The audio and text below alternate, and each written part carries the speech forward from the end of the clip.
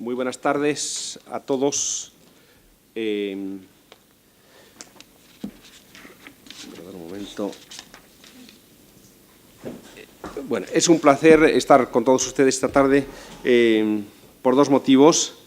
En primer lugar, porque es una ocasión para reencontrarme con dos personas a las que estimo y a las que conozco hace mucho tiempo, como son el profesor Bernabé López García, a quien ustedes conocen bien, especialista en el mundo árabe y, en particular, pues un gran experto en Marruecos y en Tánger, y al embajador Juan Serrat, compañero, también con una larga experiencia y gran experiencia diplomática, que conoce también bien el mundo árabe, entre otras cosas porque ha estado en puesto en algunos países. Yo recuerdo, Juan, Marruecos y Siria, ¿no?, donde estuviste de embajador.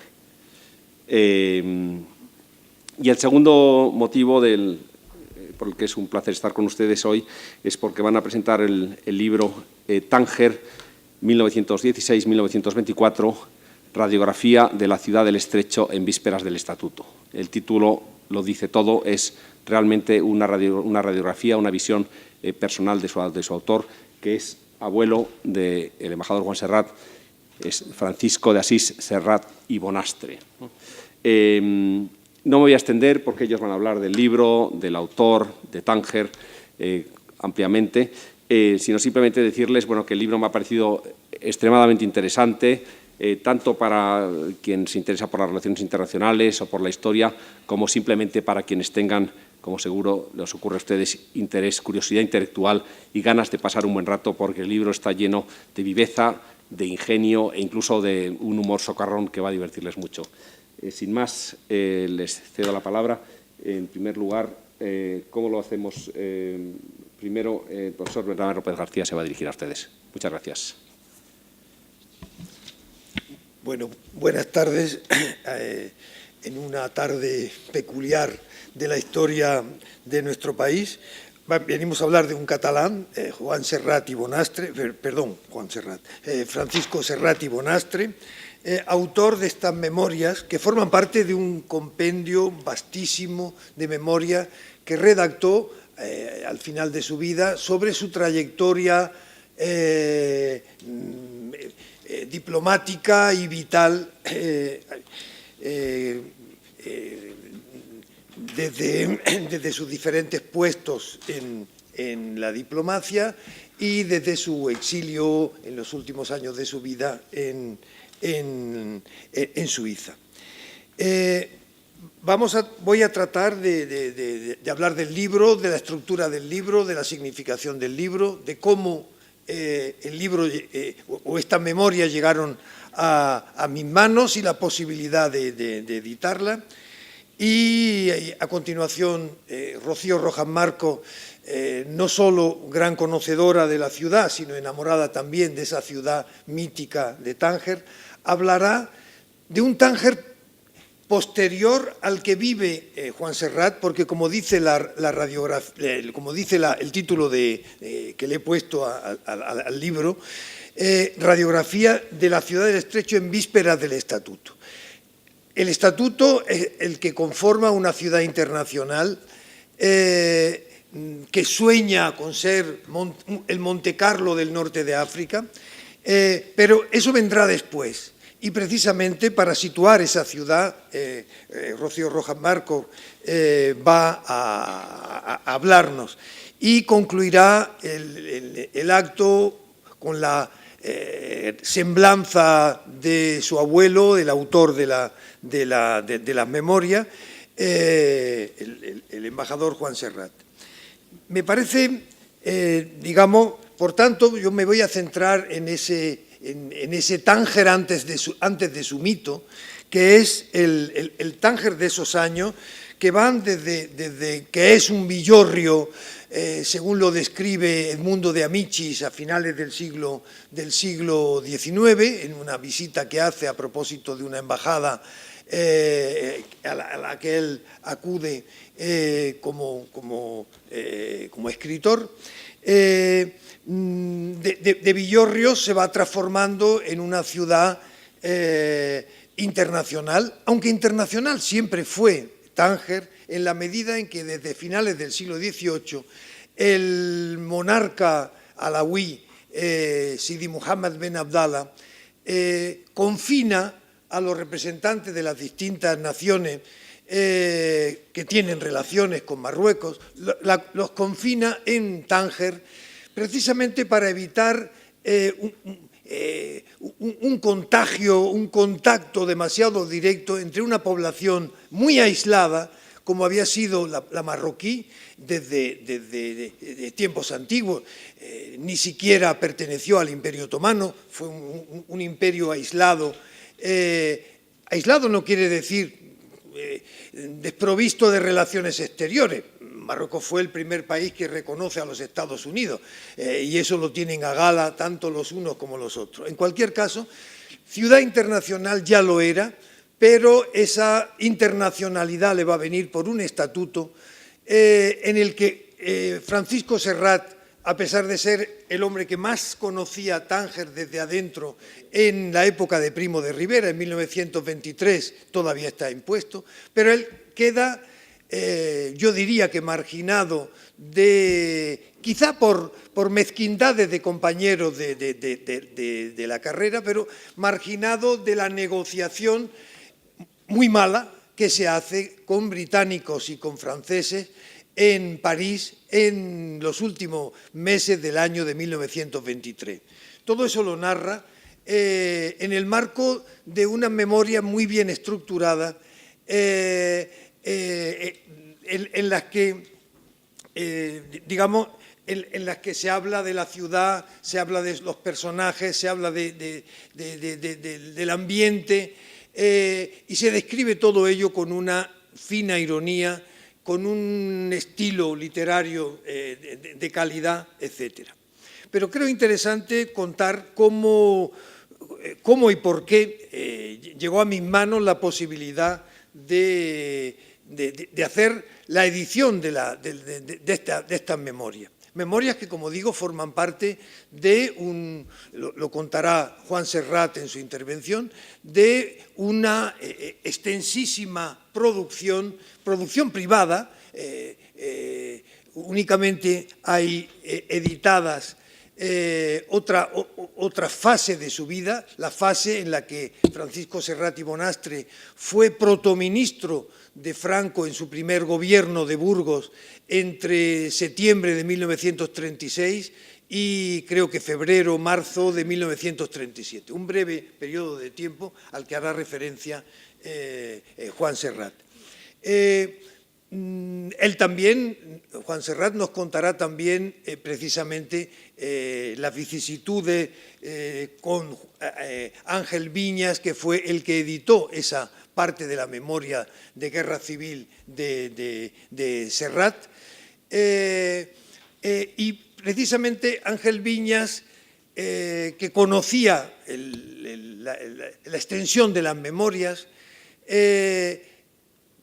señala en su libro, publicado en Editorial Crítica, creo recordar, hace un par de años, señalaba el valor literario que tenían en sí las memorias de Tánger y que esperaban que alguien pudiera editarlas y publicarlas.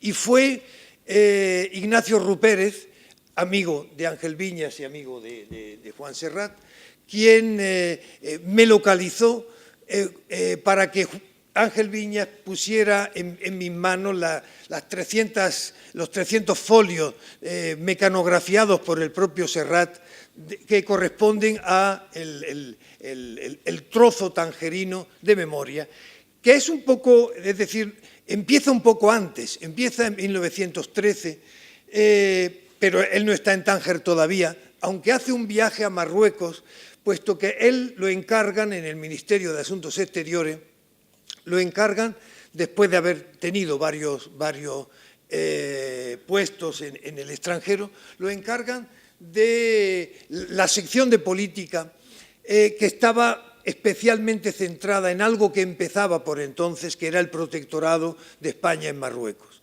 Y él hace un viaje a Marruecos en 1913 y empieza a darse cuenta de lo que luego describe en su libro,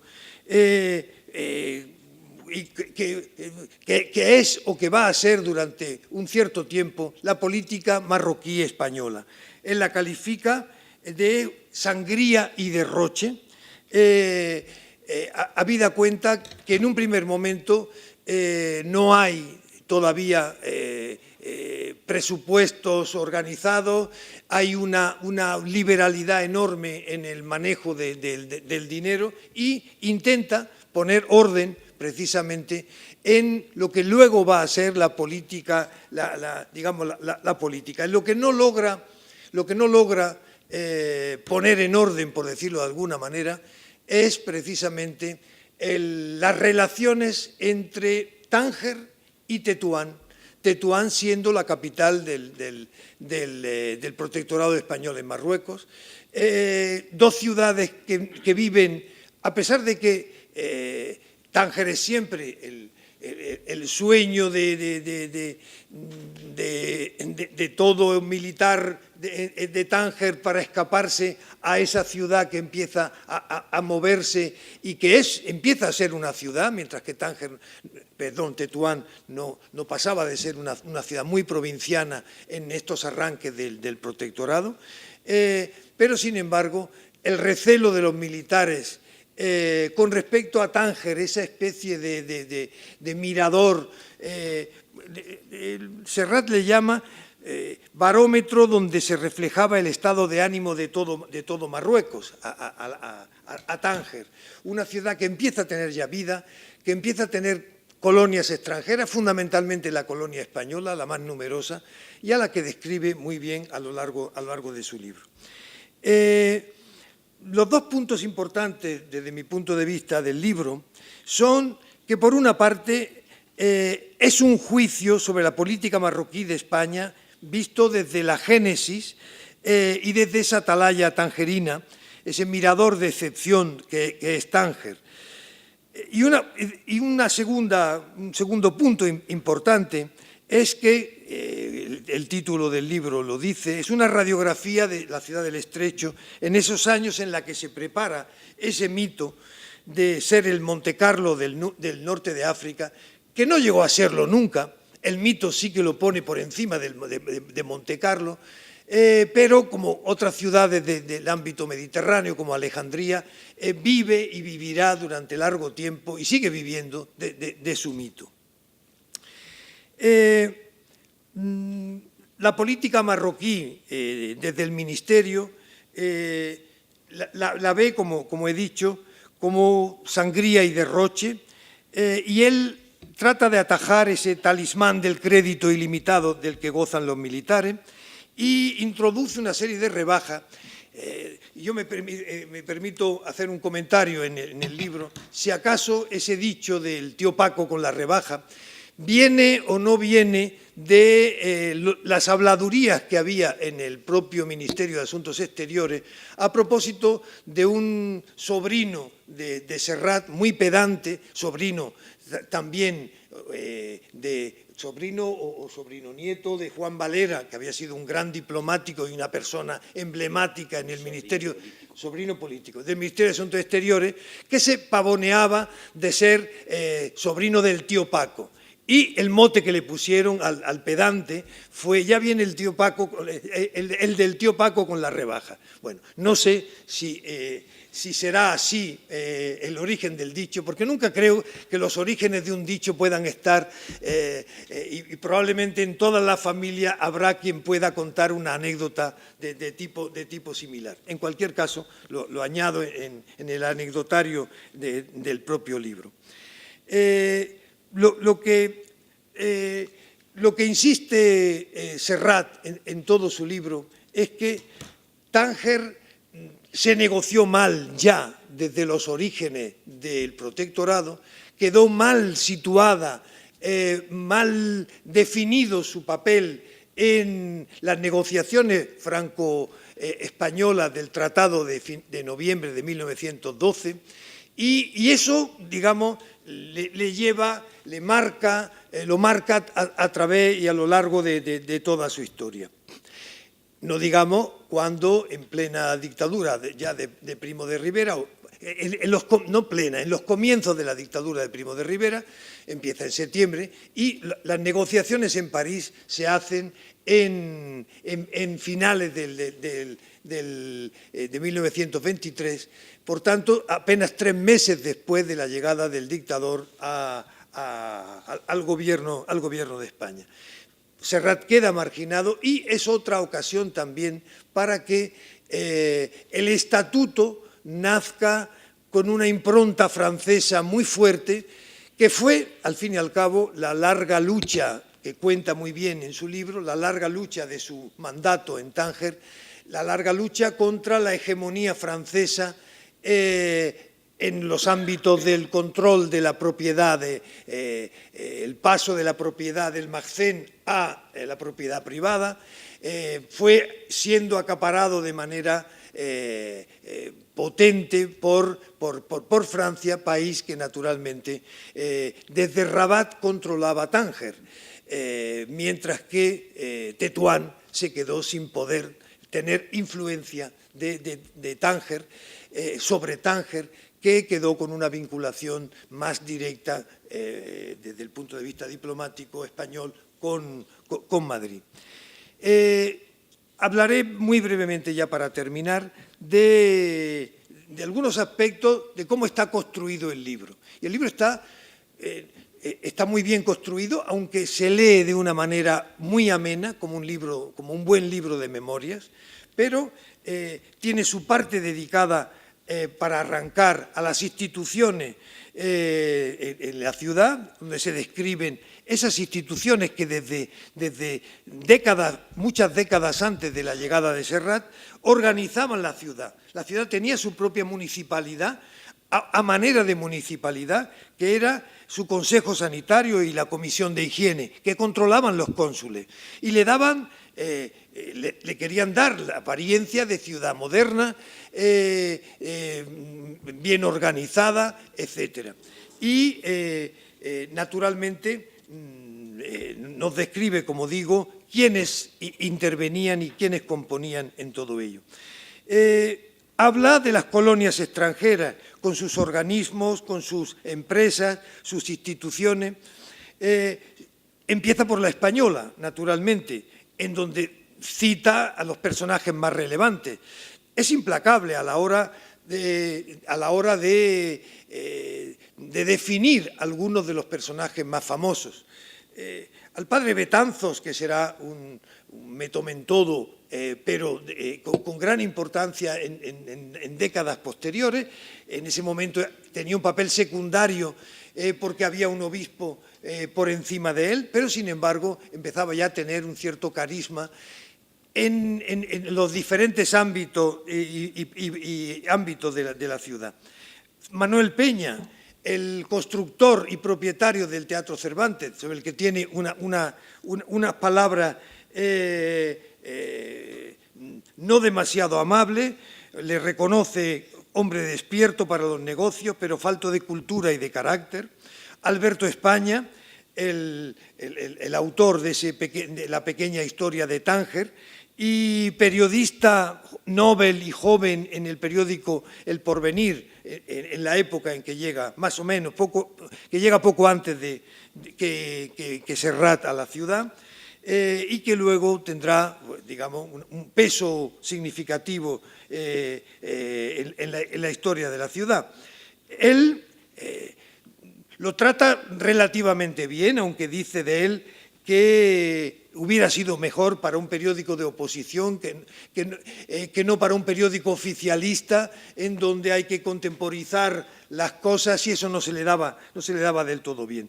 Sobre todo habla también de una figura, Emilio Sanz, el director del banco, el subdirector del Banco de España, que califica de joven, menudo, vivaracho, parlanchín y al propio tiempo concienzudo, y que parece, con esa descripción, que nos estamos acordando de su hijo, precisamente, Emilio Sanz de Soto, añorado Emilio Sanz de Soto, y que respondía precisamente a esas mismas descripciones.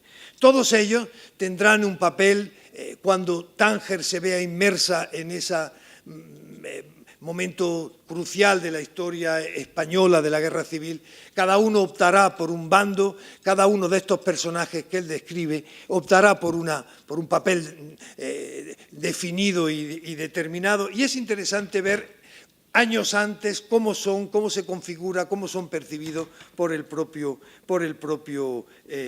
Francisco Serrat. Pero habla también de los marroquíes, y es inclemente cuando habla sobre todo del exsultán Muley Hafid, de sus trapicheos con los alemanes aquí en Madrid, tratado a cuerpo de rey por el gobierno neutral español, etc.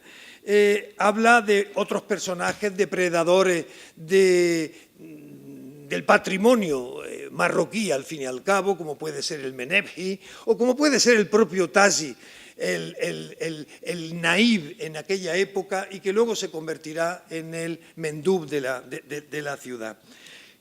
Habla de los diplomáticos, habla de la alta sociedad, se concreta también en los sefarditas, en la aristocracia sefardita, como él la denomina. Describe muy bien cómo era el deporte para las clases pudientes europeas. Entonces describe el golf tal y como estaba entonces, con ese green de tierra, etcétera. Y como digo, termina con una parte más cronológica donde cuenta determinados hitos que a él le tocan vivir, problemas como el de la Almadraba, pero sobre todo la guerra rifeña, el desastre de Anual, que le toca vivirlo en la propia ciudad de Tánger, y en las negociaciones para la liberación de los presos, él tendrá un papel secundario, pero un cierto papel. Es implacable en el retrato que hace de Silvestre, y también implacable en la radiografía que nos hace del dictador, de Primo de Rivera, al que le llama el Mussolini español. En cualquier caso, ya con esto sí que efectivamente termino, hay una etapa de más paz en su etapa final del mandato tangerino, que es cuando consigue trasladar desde el Zoco Chico hasta la calle San Francisco la legación, y logra comprar unos terrenos a unos ingleses y digamos, logra comprar lo que se llama hoy la milla española, el único parque que tiene el centro de la ciudad de Tánger, aunque es un parque privatizado y ojalá pudiera estar algún día de propiedad de España, pero como abierto a los marroquíes para que pudieran disfrutar de sus pinos, de unos jardines que podrían estar mejor cuidados que los hoy están, aunque en la parte del Instituto Español no lo están tan mal y en otros ámbitos tampoco. Ahí, originariamente, lo que había era una santona, la Lashafia, que tenía su tumba precisamente en lo que hoy es el jardín del Instituto, de lo que ya no queda rastro ninguno, aunque según me informaba y me cuenta la secretaria del Instituto Antiguo Politécnico, hoy Severo Ochoa, cuando ella comenzó su trabajo, todavía iban mujeres a poner desgarrones de su ropa en el espacio que se conservaba todavía como su tumba. Poco más, intentaba pues, animarle a una lectura que sin duda es muy agradable, y doy paso a nuestro moderador para que dé paso al siguiente. Muchas gracias, Bernabé. A continuación, se va a dirigir a ustedes Rocío Rojas Marcos, investigadora sobre Marruecos y sobre Tánger en particular. Rocío es autora de un libro, Tánger, Ciudad Internacional, que pueden encontrar ustedes aquí en la librería de esta Casa Árabe.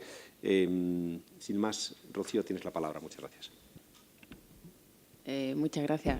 Buenas tardes a todos. Bueno, después de todo el resumen que ha hecho Bernabé, va a ser complicado, pero voy a contaros. Desde que me llegó el libro me pareció fascinante solamente por el título, porque Tánger 1916-1924 ya supone que va a hablar de un periodo de la historia de la ciudad que hasta ahora era prácticamente, pues no diría desconocido, pero sí muy poco tratado, porque es un periodo intermedio desde el final de la Primera Guerra Mundial, que no tuvo tanta repercusión en la ciudad como puede ser lógico, pero que sí supuso un parón en la actividad económica, un parón en lo que ya estaba siendo un grave problema de especulación en terrenos, como bien viste tú en el libro del Teatro Cervantes, ¿verdad?, con la cantidad de compras y ventas que ya estaba viendo. Todo eso en la ciudad se paró, además de, por supuesto, el estatuto que estaba ya preparado para firmarse y que se volvió a detener. Entonces, está tratando un periodo de la historia de Tánger sobre la que hay muy poca bibliografía. Entonces, para mí me resultó realmente llamativo. Yo me fui al libro de Alberto España, porque es de los pocos libros con referencias a ese periodo en los que se puede encontrar, aparte del de Laredo, ¿no?, el libro de Isaac Laredo. Y Alberto España efectivamente tiene artículos sobre esa época, pero claro, son artículos pues desde un periodista que luego cuando lees a Serrat sabes que es un periodista joven e inexperto, como él dice, y muy crítico. Entonces, bueno, pues él nos está dando su visión y ahora, gracias a este libro, tenemos la contraparte, ¿no?, o otra versión que lo que hace es ayudarnos a avanzar en la historia de un periodo de la ciudad hasta ahora muy poco trabajado desde dos perspectivas, ¿no? Yo he localizado un ejemplo y lo traigo porque me parecía bastante ilustrativo, pues hace referencia a lo mismo desde cada uno desde su punto de vista. Al final, en realidad, en este caso, Alberto España no habla mal. Él, al final, el de su pequeña historia de Tánger también tiene una cronología, igual que hace Serrat, y en mayo de 1917 escribe: merced de las gestiones del ministro de España, don Francisco Serrat, queda resuelto en Tánger el problema de las subsistencias con una ampliación obtenida por dicho ministro. España autoriza las siguientes exportaciones: 12.000 kilos de arroz, 5.000 de garbanzos, 15.000 de habichuelas. Y ya hace una lista de todos los alimentos que van a llegar a España gracias a las negociaciones de Serrat. Y Serrat, en su libro, cuando habla de la cooperativa que consigue poner en marcha en el Zoco Grande para gestionar la llegada de alimentos, escribe: la legación, por su parte, en el ejercicio de la dictadura impuesta a los artículos de primera necesidad enviada por España, le dio todas las facilidades posibles dentro de un régimen de justicia e igualdad que presidiría el reparto. Entonces, estamos viendo que en ese caso encontramos noticias que por fin podemos contrastar y que tienen una contraparte.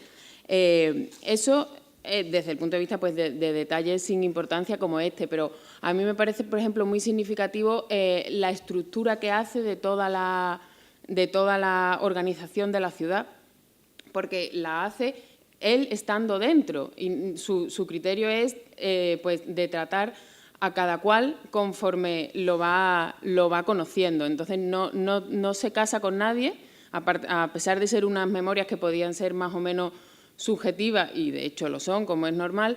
Él establece una diferencia entre quien realiza bien su trabajo y quien no, todo con el peso de saber siempre sobre su conciencia que él está en desventaja. Lo que antes Bernabé ha llamado la larga lucha de la hegemonía francesa, él sabe que la pierde siempre porque desde España no tiene apoyo, y no solo apoyo, sino que en muchas ocasiones se siente incluso ninguneado. Él presenta una y otra carta de explicación sobre problemas que están ocurriendo en la ciudad y soluciones que él desde dentro, que conoce el funcionamiento de la ciudad de Tánger, podría entender como lógicas, y simplemente pues o no le responden o le responden, bueno, como vea mejor.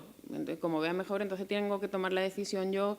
Entonces hay situaciones que ve que no avanzan porque se siente sistemáticamente frenado, ¿no? Y en el caso pues, tanto del estatuto como problemas que tiene con pagos de recibos para muebles en la Casa de España, en fin, son una barbaridad de ejemplos que va desarrollando y lo va abriendo en abanico, pues presenta a todos los personajes implicados desde un punto de vista personal y profesional. Y la verdad es que hace un barrido de la sociedad tangerina realmente interesante.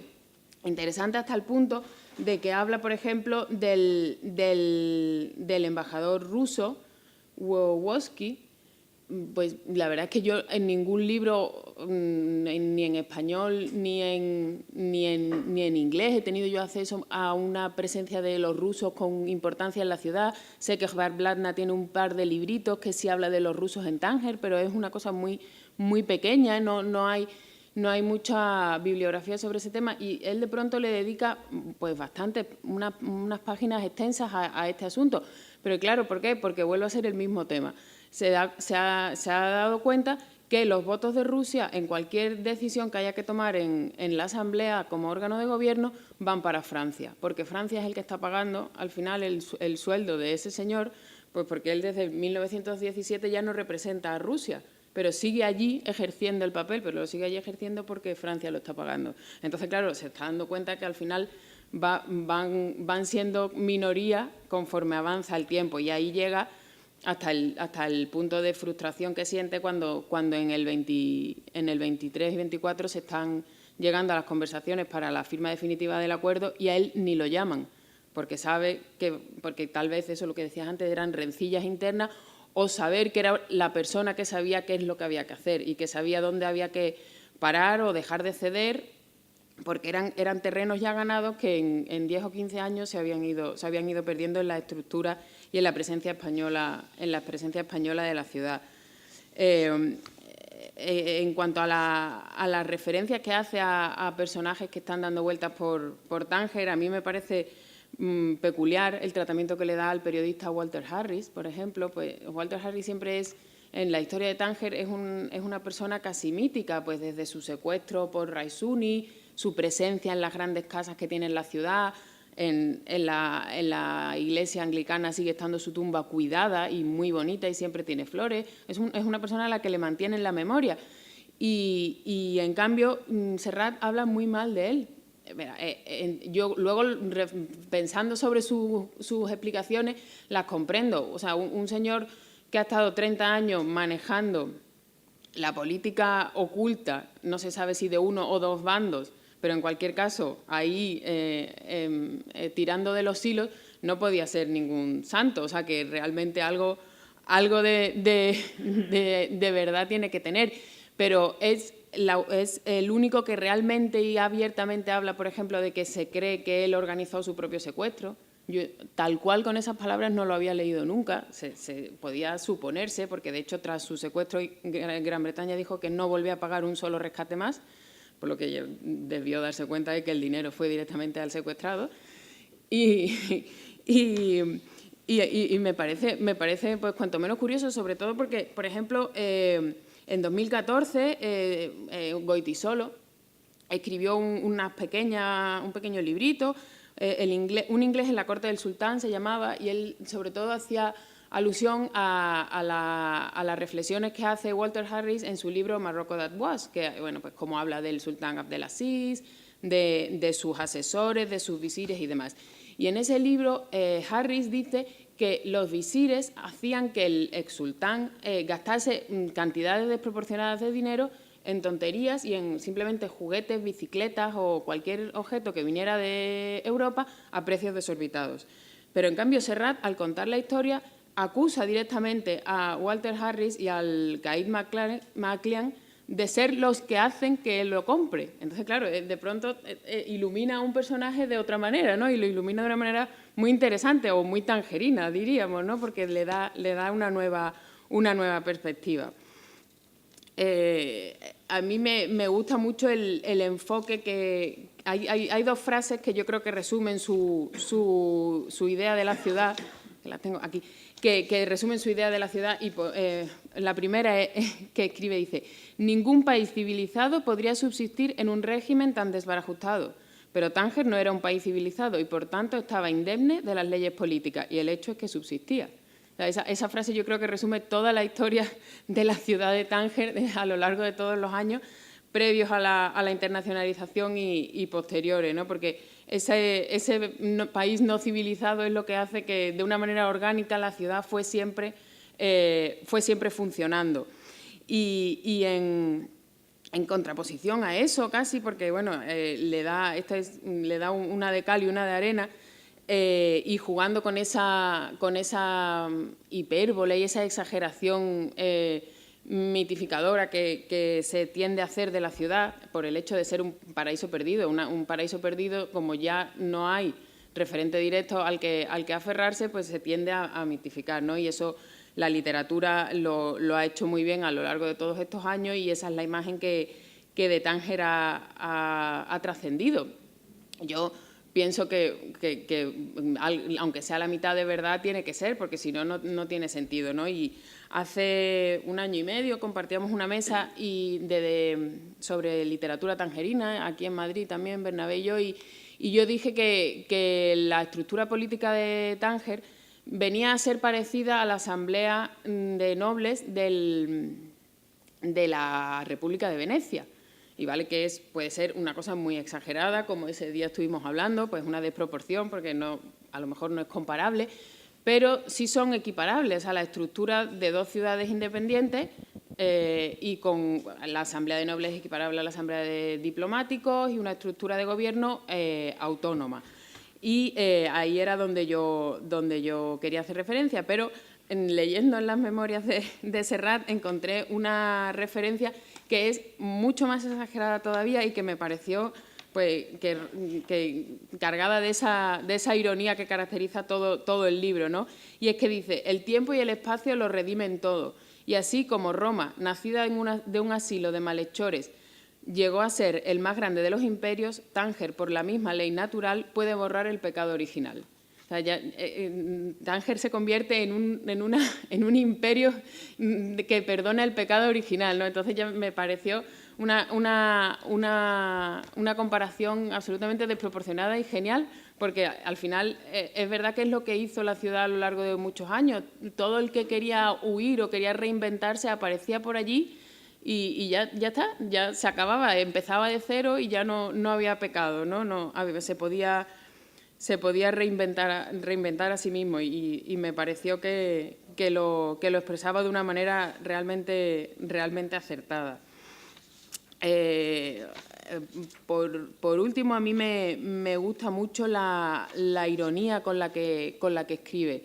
Una ironía que en muchas ocasiones roza el desasosiego, el pesimismo, porque se siente angustiado por la presión a la que se tiene que enfrentar para negociar permanentemente todos los acuerdos, todas las situaciones de conflictividad, pues por personajes complicados que aparecen por allí, como una familia marqueses de Guadalmina, que lo único que le dan son problemas y tiene que gestionar cómo sacarlos de la ciudad. Entonces es un hombre en permanente presión, mientras intenta sacarle pues, un beneficio literario, y yo creo que lo consigue. En el apartado que cuenta las posesiones de España en la ciudad, que habla del edificio de la legación, el que estaba en el Zoco Chico todavía, cuenta cómo era la oficina de correos, el Banco de España y tal, y todos sus trabajadores, está hablando del barco de guerra. Entonces dice, bueno, está contando que el barco de guerra es un barco muy viejo, que por dentro tiene muchos problemas y que simplemente es caparazón, pero bueno, que como eso está atracado y nadie lo sabe. Entonces dice, con todo, como esas pequeñas deficiencias no eran públicas, su presencia imponía un respeto a algo supersticioso que inspira un buque de guerra en un puerto. A esto contribuía sin duda la constante comunicación por telégrafo de banderas entre el barco y uno de los marinos aposentados en la torre de la casa de legación. Aunque se tratara de comprar tabaco o de dar un recado al marimón o de otra insignificancia por el estilo, para el público ignaro del Zoco Chico, los aspavientos de aquel hombre en lo alto de la torre iban siempre a cuenta de una activa vigilancia. Entonces, es que es un párrafo maravilloso porque se está riendo de él y de todo el mundo alrededor. Le da exactamente igual y dice, bueno, es que no hacíamos nada y esto era todo una pantomima, incluido el barco, que era de eso, porque lo viene describiendo un rato y es simplemente, pues eso, por dentro está que se cae. Entonces, a mí el libro está cargado de párrafos como ese, pero como decía, hay algunos que tienden al desasosiego ante la situación de verse pues maniatado en situaciones realmente complejas y que realmente necesitaban una solución y que a él en algunos casos consigue darle y en otros pues no se lo permiten. Yo creo que la riqueza de este libro parte de la base de que son memorias que él en principio no escribió para que fueran publicadas, pero bueno, pues gracias a su nieto han podido serlo y entonces ahora todos podemos conocer esta parte de la historia de la ciudad hasta ahora prácticamente desconocida. Y eso hace que él no tenga ni cortapisas a la hora de hablar, ni necesidad de hacer elogio propio, porque no son unas memorias en las que él tenga que escribir una autobiografía para dejar bien su papel, ni muchísimo menos, al revés, él lo dice, escribo esto para que mi familia sepa por qué tomé unas decisiones o no tomé otras o qué ocurrió en mi vida. Y yo creo que eso es la gran riqueza de lo que nos está contando, que podemos fiarnos de que lo que escribe debió parecerse realmente a lo que vio, a lo que conoció y a lo que sufrió, porque al final fueron años que él dice que fueron años muy, muy duros y en los que trabajó realmente por la ciudad.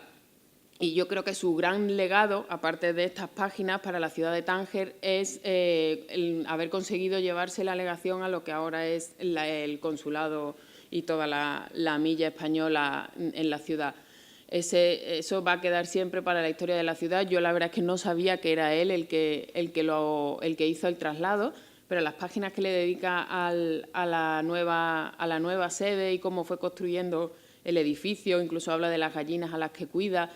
Es un hombre que de pronto encontró su sitio. La pena es que, bueno, pues por decisiones políticas y vitales se fue, pero yo creo que se fue en el momento en el que había encontrado su lugar en la ciudad y había conseguido organizarla. Así que, bueno, pues con esa pena nos quedamos, de no saber qué pudo pasar más en ese Tánger que él hubiese escrito y que ya sí conocemos por otros muchos libros, ¿no? Porque ya a partir del 24 empieza la época más famosa, diríamos, de la historia de Tánger, sobre todo llegando ya a la década de los 40, 50 o posterior, ¿no? Incluso 60, pero ya serían Tángeres completamente distintos al que él nos cuenta, ¿no? Tángeres ya marcados pues, por la generación beat y con una imagen completamente desvirtuada de la que en este libro encontramos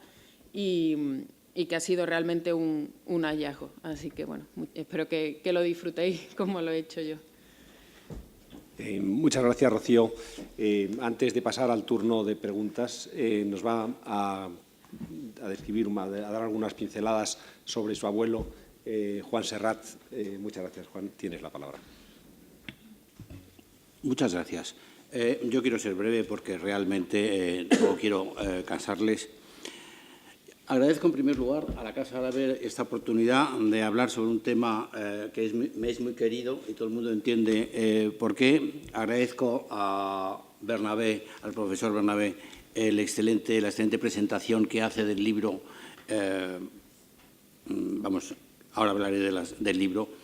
Y a Rocío de sus comentarios, que han sido todos ellos perfectamente ajustados y perfectamente con los que simpatizo totalmente. Realmente no son unas memorias, es decir, mi abuelo, lo dice en varias ocasiones, él tomaba notas todos los días de lo que hacía. Él fue un hombre bastante solitario, poco dado a la vida social, poco dado a la vida de los cócteles y las cenas, y desde que se separa de su mujer, de mi abuela, eso se acentuó y entonces pues le dedicaba mucho tiempo a escribir. No las escribe todas cuando se jubila. Él lleva una buena parte, yo creo que Tánger va incluido en eso, sincronizando con su actividad. Lo que pasa es que cuando tiene su última actividad como diplomático, que es los 6 meses que participa en Salamanca y Burgos, de la Junta de Defensa de Franco, cuando se retira, y se retira en unas condiciones que ahora explicaré complicadas, él se va a Suiza y se pone a escribir. Entonces se entretiene escribiendo, pues, y probablemente retocó mucho esas memorias, no pensando en publicarlas, que en aquel momento era absolutamente imposible, y él nunca pensó en publicarlas. Él las escribió porque, por razones, circunstancias familiares, cuando él se separa de su mujer, que entonces no había divorcio, sino que era separación de cuerpos, él se queda con sus hijos, los varones, 2 varones, mi padre y su hermano mayor, en Tánger, y mi tía, la única hija que tiene, se va con su madre a Madrid. Primero quiero hacer un pequeño bosquejo muy rápido del personaje. Es un diplomático atípico, es decir, en el sentido de que es un señor catalán de una familia industrial. Su padre tenía una fábrica de lino que les daba mucho dinero, pero era socio, tenía con un socio catalán, y él queda huérfano a los 4 años. Y entonces su padre, que era un hombre dedicado 100% al negocio, se ocupó muy poco de él. Y entonces tenía siempre a su lado una mademoiselle o una Fräulein o una Mrs. Era una cosa bastante habitual, mucho más que hoy día, en aquella época en que la clase media, y la clase media sobre todo en Cataluña, era muy frecuente que a los niños les pusieran una señorita para que les enseñara idiomas. Gracias a eso hablaba perfectamente inglés, francés y alemán, y cuando se presentó a las oposiciones, pues llamó la atención, entre otras cosas, eso. Pero como no simpatizaba con el socio de su padre, a los 20 años decide ponerse a estudiar, y estudia Derecho. Y lo hace en 2 años y medio, a la carrera, que entonces era una cosa frecuente. A continuación se viene a Madrid y hace un doctorado en la Universidad Central, porque no se podía hacer doctorado en ese momento en ninguna otra universidad. Y allí, cuando está haciendo el doctorado y lo concluye, se convoca una de las primeras oposiciones a la carrera diplomática, porque hasta entonces la carrera diplomática era a dedo. Es decir, papá se llevaba a su hijo y estaba durante 2 o 3 años como attaché en pays, que se llamaba, y después ya continuaba y seguía como diplomático. De hecho, por ejemplo, su suegro, Juan Valera, su último puesto como diplomático fue Viena en la época todavía del Imperio, antes de la Primera Guerra Mundial. Se lleva a su hijo Luis, el hermano de mi abuela, y allí empieza su carrera diplomática, sin haber hecho ningún examen, sin haber hecho ninguna preparación. Las cosas cambian a partir de 1874, es decir, con la Restauración se pone un poquito de orden en todo eso y se crean las oposiciones. Entonces, mi abuelo, que está en Madrid un poco despistado y acabando su doctorado, sin saber muy bien lo que quiere hacer, ve las oposiciones y su profesor de Derecho Internacional le dice: preséntese usted porque las gana con la gorra. Y entonces él se presenta y efectivamente sale el número 1, pues porque tenía unos idiomas excelentes y además había tenido una buena preparación en Derecho Internacional y además era un catalán laborioso. Esto influyó mucho en su trayectoria profesional. Aparte de eso, fue un hombre, yo lo definiría como muy agnóstico y conservador. Era cosa poco frecuente entonces, es decir, era un hombre que tenía muy pocos prejuicios, era muy conservador, era un hombre de orden, y por eso, habiendo sido el trabajo con la monarquía, con la dictadura, con la república y luego con Franco. Y luego se fue a su casa porque no estaba de acuerdo en lo que se hacía en Salamanca y Burgos. Y entonces, es un perfil muy atípico. Lo que quiero decir con eso es que lo que escribe, teniendo en cuenta que no lo escribe para publicarlo, y que además él es un hombre que no tiene ningún tipo de prejuicios políticos ni religiosos, se acerca mucho más a lo objetivamente cierto que cualquier otra versión o percepción que pueda tener un señor que ya escribe con unas gafas con un color distinto. Una cosa que influye mucho, y esto es un dato clave, sobre todo en el tema es que cuando él se separa, y se separa porque él se casa con una señora, mi abuela, debo decirlo, hija de Juan Valera, que era en ese momento un personaje de muchísimo peso en Madrid, porque era un señor que había sido diplomático, había sido escritor, era miembro de la academia, de política, de historia, de la lengua, era de todas las academias del mundo, senador del reino y personal, y un hombre muy comprometido con la familia real, con la que tenía un acceso total. Mi abuelo era un hombre que lo veían como un provinciano que venía de Barcelona, muy preparado, pero le faltaba el lustre, que entonces era lo habitual. Y mi abuela enseguida se desilusiona de él, le considera pues poco menos que, vamos, un provinciano. Y entonces eso acaba con el matrimonio y entonces no había divorcio. Y entonces mi abuelo se queda con los niños, con los hijos en Tánger, y esos años él lo debió de pasar regular. Y los hijos mucho peor, por lo que me ha contado mi padre, lo debieron de pasar fatal, porque además mi abuelo, siguiendo con la tradición familiar, era muy poco comunicativo, ¿no? Y esos niños se criaron con un vacío afectivo total. Cuando él se los manda, al final decide que sea mi abuela la que los cría y se queda solo en Tánger, ya era un poco tarde para reparar todo eso. Pero eso le obliga a quedarse en Tánger 9 años, porque como era un puesto muy cercano a Madrid, era el sitio donde los niños podían ir todos los veranos a pasar el verano con él, aunque estuviesen en Madrid, ellos pasaban el verano con él. Y esa es la razón por la que él se agarra a Tánger y se queda 9 años, por razones personales que no se cuentan en ningún sitio, pero que eso es la realidad. Es decir, él estaba, la pena es que, como ha dicho Rocío, él encuentra el sitio ideal en la nueva residencia, en la nueva embajada, la nueva delegación que tiene a partir del año 22, y que eso suponía un gran atractivo para sus hijos. Yo le he oído decir a mi padre que él cazaba jabalíes en el jardín de la embajada. Es que el jardín de la embajada era un bosque enorme, y nos olvidamos de que el perímetro de la embajada, cuando se compra, es el doble de lo que hay actualmente, porque una parte muy importante de todo lo que es el perímetro de la embajada lo ocupan los marroquíes por la vía de los hechos. Hay ocupas y hoy día es imposible. Yo, que después he estado destinado en Rabat como diplomático y me he ocupado de esos temas, sé que había una parte muy importante que podríamos reclamar, pero que no era el momento ni oportuno, y entonces eso se ha dejado ahí, y lo que queda en estos momentos pues es más o menos la mitad de lo que inicialmente se compró. Luego he oído hablar mucho, ¿verdad?, del tema de Francia y la relación con Francia, que es en definitiva la clave de toda la parte de Tánger. La relación con Francia ha sido siempre complicada y lo será siempre. Yo, como diplomático, en todos mis puestos he encontrado siempre que uno de nuestros problemas es Francia. Francia siempre pretende que nosotros seamos una especie de comparsa de su política exterior. Lo he vivido eso en Jerusalén y lo he vivido sobre todo en Siria.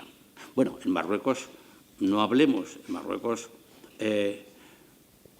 pero vamos a centrarnos en el tema de Marruecos. Marruecos, en España, lo que ha habido es una percepción siempre muy equivocada. Es decir, desde nuestro ministerio, Marruecos se ha considerado siempre como una especie de problema insoluble y complicado y fuente de todo tipo de molestias. Desde el año 21, la opinión pública española asocia a Marruecos con una gran derrota y una gran catástrofe. Y fue verdad.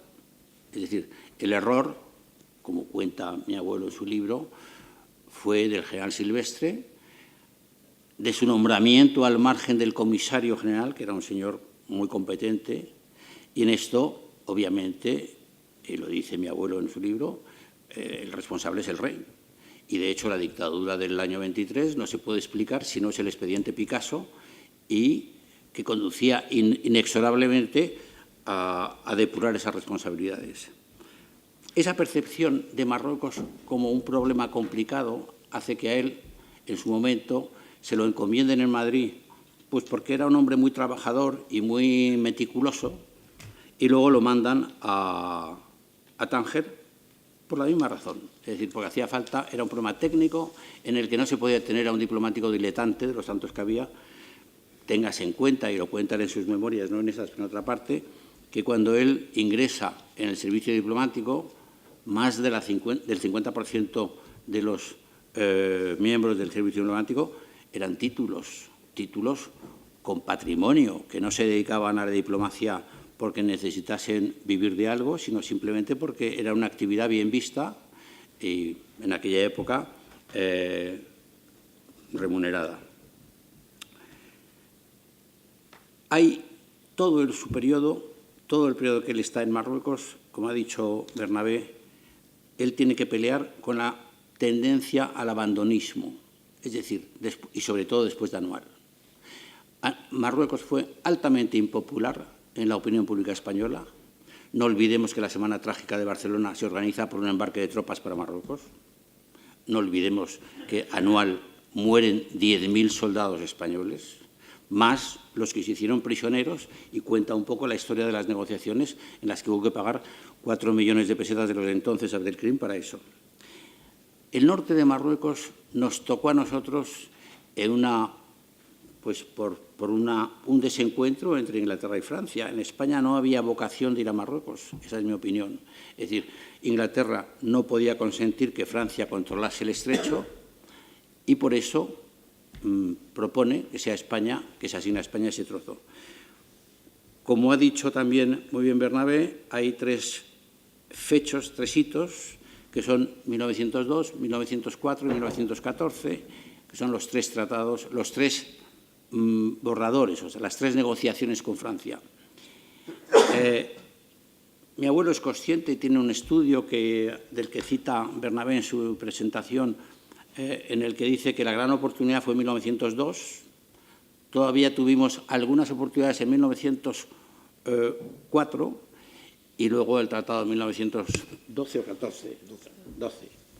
Ahí ya, y ya el de 1923, cuando se define el Estatuto de Tánger, se hace precisamente bajo la presión abandonista de Primo de Rivera y por eso se pierde la gran oportunidad. Siempre él ve, y yo confirmo esa impresión, Marruecos ha sido un eje central de la relación triangular entre España, Francia e Inglaterra en aquel periodo primero y después, durante la etapa que yo estuve en Marruecos, de la relación triangular entre España, Francia y Estados Unidos, que fueron los sucesores de los ingleses. Es decir, ha habido siempre un intento de hacer una política propia con pocos medios cuando realmente nos lo imponían al final. Nos imponían. Y él dice una cosa, y es que, y yo creo que lo dice también Bernabé, y es que todos sabían que al final de un periodo de tiempo, si se nos dejaba durante X periodo de tiempo la negociación, al final cedíamos en todo. Y eso es lo que precisamente a mi abuelo le lamentaba profundamente.